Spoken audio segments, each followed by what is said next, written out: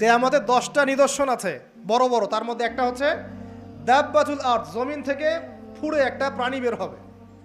আর এখন মানুষ এগুলো বিশ্বাস করবে না আমি জানি, 2 দিন পর নাসা যখন বলবে তখন বিশ্বাস করবে। কথা কি বুঝতে পারছেন?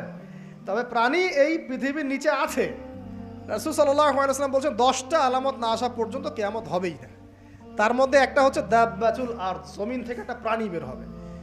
এবং এই প্রাণী শুধু বেরই হবে না, মানুষের সাথে কথাবার্তা বলবে। এবার মানুষের সাথে কথা বলবে প্রাণী। বিশ্বাস করছেন? এখন বিশ্বাস করছেন না জানি, কিন্তু প্রাণী মানুষের সাথে কথা বলবে। আল্লাহ পাক বলাতে পারেন না? পারেন।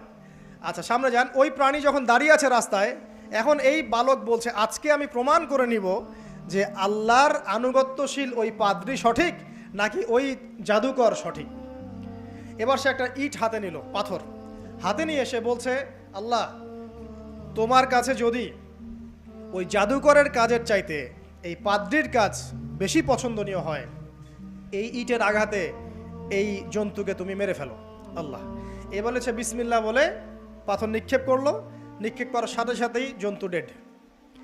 তখন তার আইন আল ইয়াকিন, হাক্কুল ইয়াকিন হয়ে গেল যে হ্যাঁ, আল্লাহর কাছে এই পাদ্রীর আমলই সবচেয়ে বেশি পছন্দনীয়।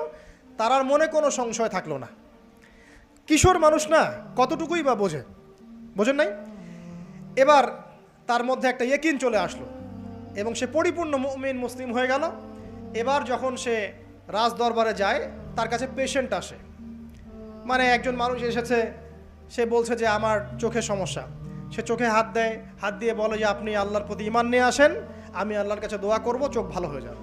এভাবে পেশেন্ট আসে, সে বলে আল্লাহর প্রতি ঈমান নিয়ে আসেন, আমি দোয়া করব, ভালো হয়ে যাবে। এভাবে আস্তে আস্তে তার নাম এবং খ্যাতি ছড়িয়ে পড়তে লাগলো। যেই তার কাছে আসে সে বলে আগে মুসলিম হন, ইমানদার হন, আল্লাহর প্রতি বিশ্বাস করেন, আমি দোয়া করব, ভালো হয়ে যাবে। চোখ অন্ধ ভালো হয়ে যাচ্ছে, কুষ্ঠরোগী ভালো হয়ে যাচ্ছে, হ্যাঁ প্যারালাইজড রোগী ভালো হয়ে যাচ্ছে, আলহামদুলিল্লাহ। নবী ঈসা আলাইহিস সালাম এমনটা করেছিলেন না? আল্লাহ পাক চাইলে করতে পারেন। একদিন ওই রাজ দরবারের একজন মন্ত্রী আসছে। এবার ওই রাজার একজন এমপি সাহেব, তার চোখে সমস্যা, সে আসছে, এসে বলছে যে আমার এই চোখের সমস্যা, আমার চোখটাকে ভালো করার দরকার, তোমার কাছে কোনো ওষুধ আছে নাকি? সে বলছে যে আপনি আল্লাহর প্রতি ঈমান নিয়ে আসেন, আমি আল্লাহর কাছে দোয়া করব, আপনি ভালো হয়ে যাবেন। এবার সে আলহামদুলিল্লাহ ঈমান নিয়ে আনলো এবং সে ভালো হয়ে গেল।